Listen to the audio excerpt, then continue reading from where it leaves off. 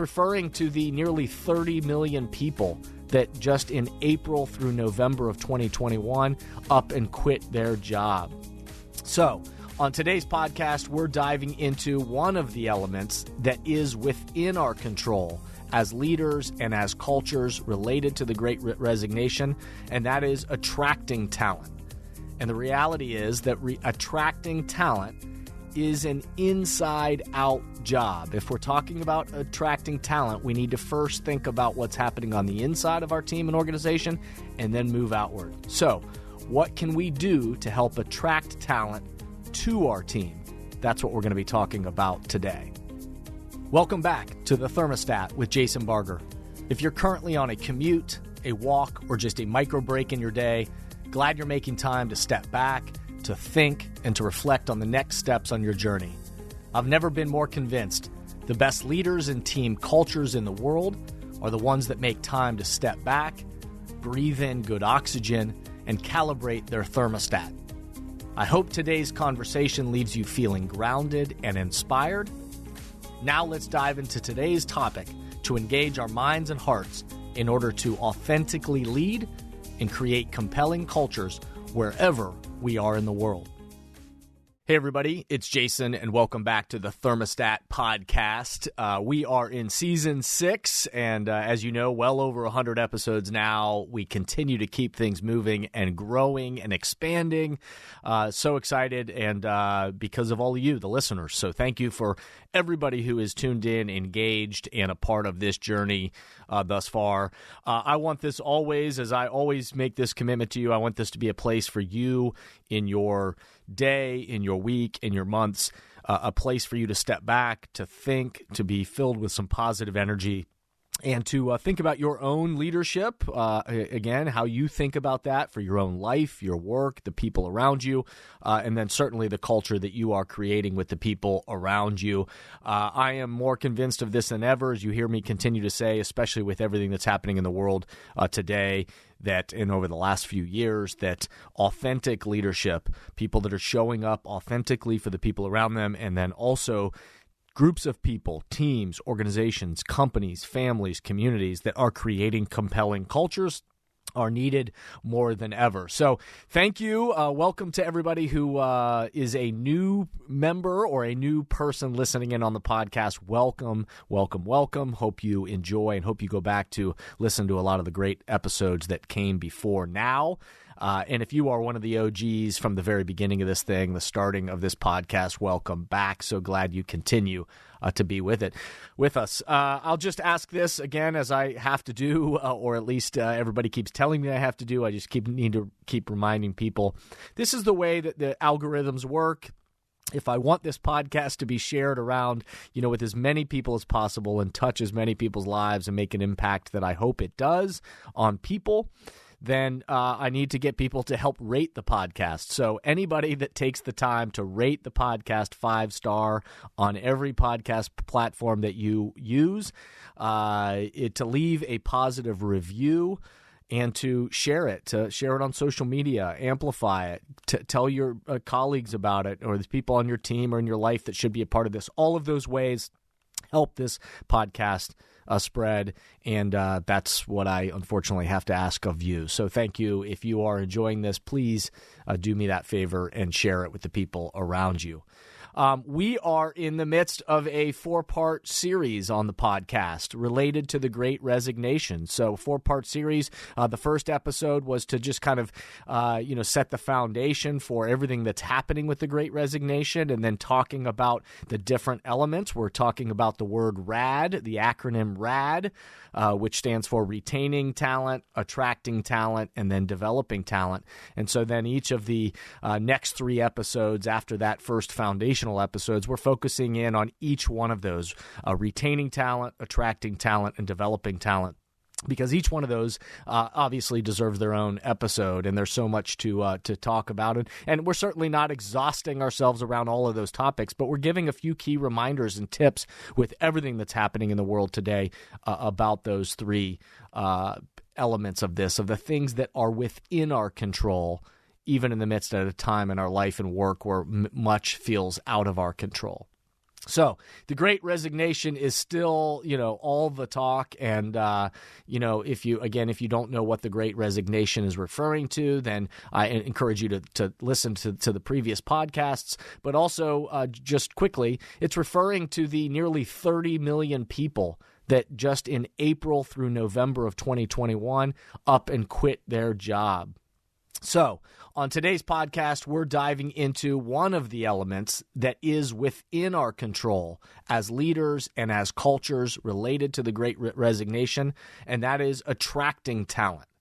And the reality is that attracting talent is an inside-out job. If we're talking about attracting talent, we need to first think about what's happening on the inside of our team and organization and then move outward. So what can we do to help attract talent to our team? That's what we're going to be talking about today. But let's take a quick break. We're going to pause just for a second, and we'll be right back with today's episode. Many teams and organizations right now are realizing that they need to do both. They need to engage the minds and hearts of their people in person, where everyone in the room can experience the energy of congregating together and find clarity for the road ahead. And they also need to continue to find ways to engage the minds and hearts of their people virtually with those who are working remotely or at a distance. So, if you are in the process of planning your next team meeting, company all-hands event, conference or culture summit, and are looking for support with a powerful keynote speech, facilitated team conversations that are the currency for change, or deeper development on leadership mindset and an intentional strategy for the culture you're trying to create, I hope you'll contact us at jasonvbarger.com, jasonvbarger.com. It is my privilege and our honor to partner with great people to provide support in these areas. We want to breathe oxygen into your leaders and throughout your organization so you can set the temperature you want for your culture. We look forward to connecting with you soon. With nearly 30 million people quitting their jobs from between April and November of 2021, again, many leaders, companies, industries, human beings in general are asking the question of, wait, why is this happening? Why is this happening? And of course, as we've identified, it's complex. There isn't a simple reason to it. Nobody has all the answers, and I certainly do not either. And the reality is that it seems to be a myriad of reasons of why this is happening. But as we are focusing in on, as a part of these conversations, research and studies do paint a picture to a psychological shift that the pandemic, certainly all the happenings in the world, socially and economically and around the world, globally, over the last couple of years are impacting it. But there's been the pandemic and high stress world events have impacted all of us, and this kind of psychological shift that's been taking place, a mindset shift from, maybe an old adage of that when we say that, yeah, we live to work, and I'll quote unquote play when I retire, and this mindset that, our job and our work is the most important thing in our lives, and then everything else kind of gets built around it. To a shift that seems to be taking place, where it's not that way. It's working to live, and our work life. And again, research and study is showing this, that more and more people are building. They want their work to actually fit into a life that they are creating and shifting around them. And so it's, employees are voicing that they want a job that fits into their life and not the other way around. We've acknowledged this study in the past that Gallup came out with that talked about 9 out of every 10 employees now say they'd take a pay cut to work for a more meaningful culture. And so the research says that people want meaning. They want purpose. They want to be a part of a culture that listens to them, that values them, and that they feel like they are a part of a culture that listens to them, values them, and that they are contributing to something greater than themselves. So a place where their work, honors them individually, but then honors this life that they have. According to Bloomberg Business Study, 66% of millennials, that's the people ages 25 through 40 currently, of those people that left their jobs in 2021, 66% cited mental health reasons. Gen Z, which is 24 or younger, that percentage was even higher. It was 81%. So again, as we set the stage for this conversation, obviously the world and the environment have been stressful lately. It's been uncertain. It's been challenging for employees and absolutely for employers alike. So with a new work-life paradigm that seems to be evolving, I believe people are asking good questions. Certainly, I want every human on the planet to be able to ask good questions for their own life. So to ask good questions like, what do they want for their life? What desires do they have? What kind of work do they want to be doing in the world? What contribution do they want to make with their skills and expertise and their talent? And what is the purpose that they want to be behind that? So it's bringing out good questions in people. And it's also bringing out great questions for companies and organizations, for leaders, for teams. It's causing everybody to step back and ask some pretty important questions about, how do we set up a culture that not only is performance driven and metrics driven and accomplishing certainly the mission of whatever it is that we've set out to do. That, of course, is always going to be important, but also asking the question of how do we do that and set up a culture where we are also caring for our people better and creating cultures that people want to be a part of. And so in the process of hitting those metrics and that mission that's greater than us and the purpose of why our team and organization exists, how do we create a culture that people want to be a part of that for the long haul? Not just churn and burn people like in the short term, but asking the questions of how do we create these kind of sustaining and attractive cultures. So attracting talent, which is what we're talking about today, has typically been an outside job, which means, we spend most of our focus just externally thinking about who are those people out there that we can target and then attract to come be a part of us. And whereas that still, of course, is a part of the equation, go out there and find the people. But everything that's been happening in the last couple of years has shown us is that attracting talent is actually an inside-out job. And what I mean by that is it starts internally. We've got to have, and you've got to have, if you are thinking about it from the perspective of your team or your organization, your company, you've got to have your house in order on the inside so that it's even attractive to people before you go out and start trying to get people to come be a part of whatever it is that you do. So if your culture isn't attractive, if internally it isn't a place that honors people, that listens to people, that values people's contribution, that creates an environment where it's not just churn and burn, but it's about connecting to a bigger purpose and a community of where people want to be a part of and contribute their skills and talents. If it's not that, then all the research is showing us that people will go elsewhere. They will go somewhere else. And so that's why I've been talking about for now a couple of years that the idea that culture is your greatest competitive advantage. What that experience is for people on the inside of your organization is the thing that will ultimately be most attractive. So that as things are attractive internally, then you're able to go externally and begin to recruit and share the message and tell the story of what it's like to be a part of your community and your organization. So during this podcast series, of course, we've been focusing on these three main ways that leaders and companies are doubling down on culture and what they can control. In a time when so much feels out of our control, what can we control? And so we've been talking about that acronym, RAD, R-A-D, RAD. And in last episode, we talked about retaining talent, the R, retaining talent.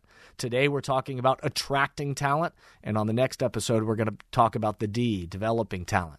So today is attracting talent. So what do the best leaders, cultures, tend to be doing in this area of attracting talent during these times of so much uncertainty and challenge in these times of the great resignation? Attracting talent begins with you. It begins with me. It begins with us. It's an internal game first. So I'm going to share 4 quick reminders with us about this idea of attracting talent that is relevant, by the way, for all times, but certainly for the times that we're in right now. So the first one is we have to have internal clarity of culture. internal clarity of culture. You can't sell anyone on why they ought to be attracted to you unless you are clear, unless you are bought in and you are sold on you. And so that means, again, internally, inside your team, your organization, your house, you have to be the greatest advocate for, and bought into that culture. And you have to be able to, articulate that culture that you are a part of creating. It doesn't mean it has to be perfect, but you have to be the one that has clarity around it, that's bought in, and that you are actually sold on you. It's hard to sell something that you aren't even bought into yourself. You and your team will more authentically be able to attract others when the culture they are selling is authentic. We can only attract externally what we are clear about internally. So the first reminder is internal clarity of the culture. You got to have that. And if you don't, then, again, this is part of the work that I do with many teams and organizations, but you need to enter into a process internally with your key people throughout your organizations of finding that clarity and being able to articulate that culture that you are creating into the future. The second reminder I would give you is that posters, have to be in your people. Your posters have to be in your people. And what I mean by that, and that may be language that you recognize from things I've shared in the past, is I say this all the time, that having posters are important. Every team and organization has posters, or at least many do, where they on the walls of their organization are things about their core values, things about their mission, their vision, things about what makes them unique as they begin to get more clear on articulating that culture that they are trying to create. But we need to have language, and that's why the posters are important. We need to have core values, mission, vision. That language helps drive behavior. So we need to have good language to drive what we want, but we also need to realize that, the posters on the wall about your core values are important and certainly helpful, but the real question always is, are your posters actually in your people? So once you have internal clarity around the culture you're trying to create, you need to also make sure that internally it's not just good talk, it's not just good language, although that's really important again. Language helps drive behavior. But we need to make sure that the posters are actually in our people. So internally, are we really living and breathing and developing that culture that we talk about? Or is it just a nice poster on the wall? So do the values radiate from your people in a way that others from the outside can see and can feel? So we got to have internal clarity of culture, and the next reminder is, are your posters in your people? And then the third one that I'd share is onboarding. Your onboarding strategy begins now. Your onboarding strategy begins now.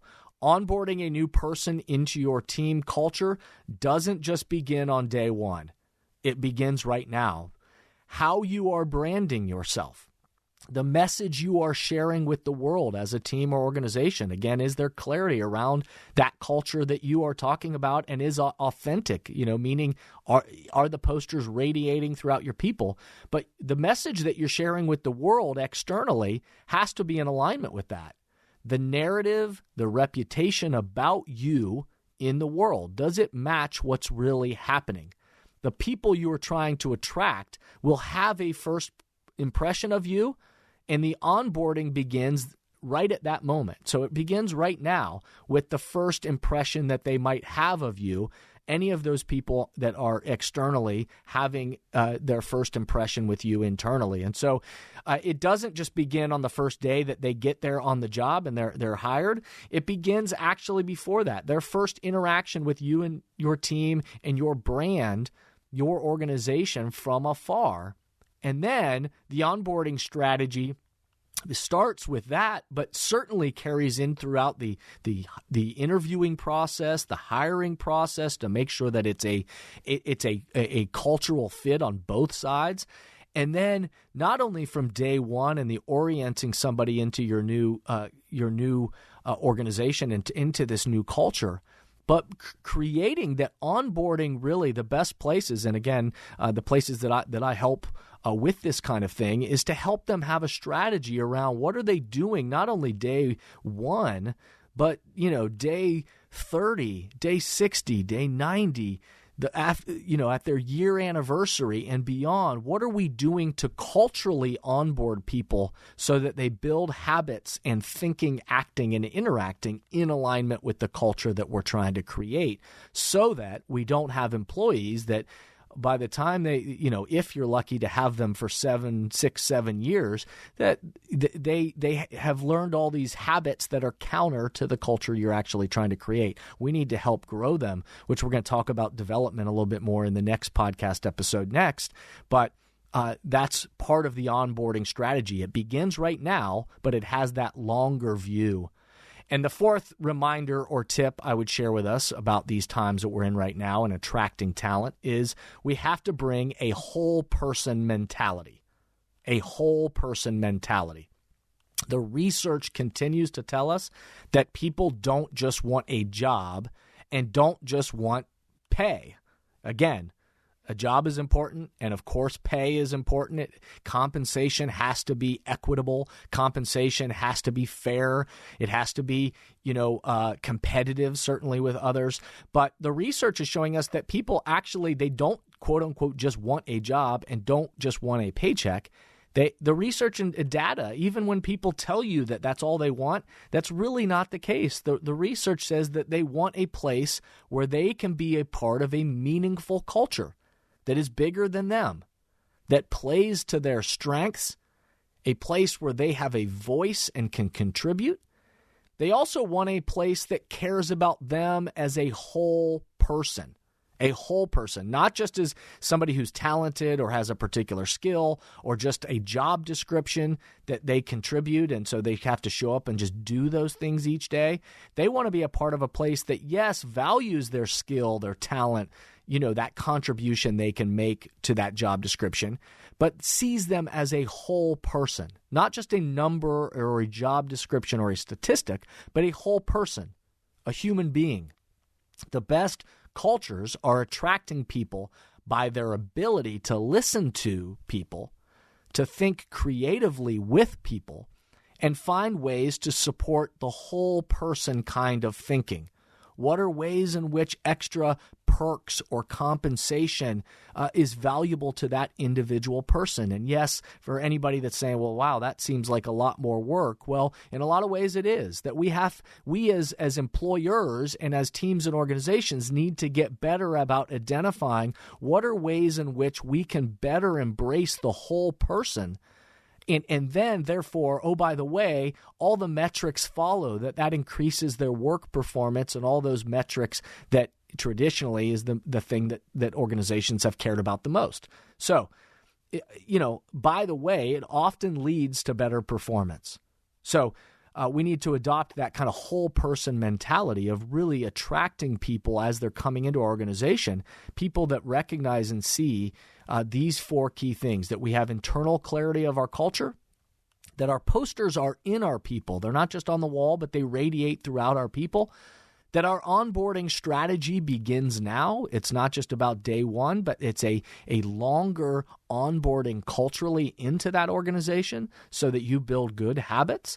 And then we are embracing the whole person mentality of helping people see and feel that we are thinking about them and want them to be a part of our company and organization because of the person they are, not just their skills or talent, that they are a contributor to that, and we want to help contribute and add value to their life as well.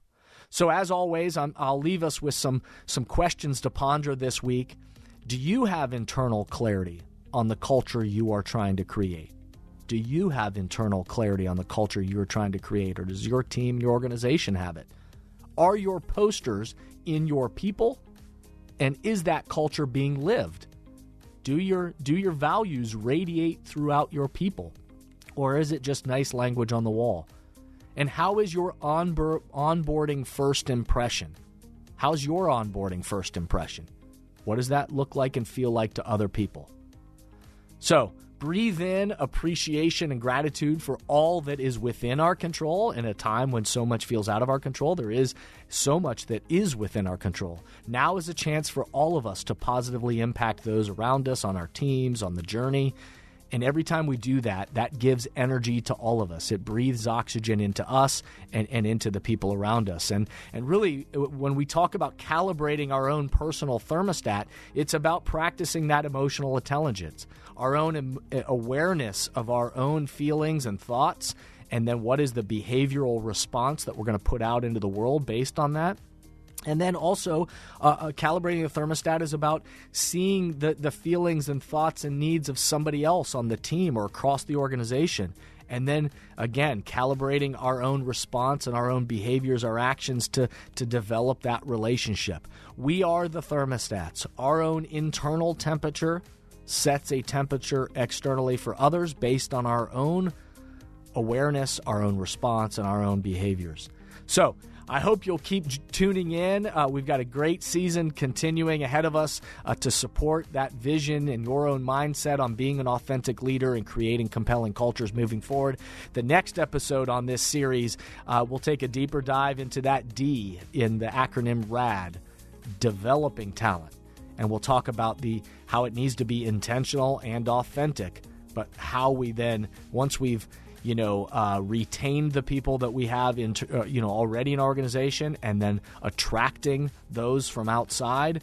What is it that we can own about developing the talent, again, that we've retained, but also developing those new talent that are joining us? Remember, the best leaders, teams, and cultures on the planet stimulate progress by recalibrating their thermostat together. Thank you for listening to today's podcast, and I hope the messages and questions stimulate positive change along your path. As always, if these messages resonate with you and add value to your life, I hope you'll help amplify them throughout the world. Please rate, comment, and share on whatever podcast or social media platform you're using, and share this podcast with the people in your life or work who should be part of these conversations. That way, this spirit does, in fact, spread. If these messages or developing leaders and culture would be helpful to you and your organization, please contact us at jasonvbarger.com, jasonvbarger.com. And remember, we are all ambassadors for the culture we want to create in our life and work. We have to own the vision we want to be a part of. The future of leadership is you, is me, is us. Be a thermostat.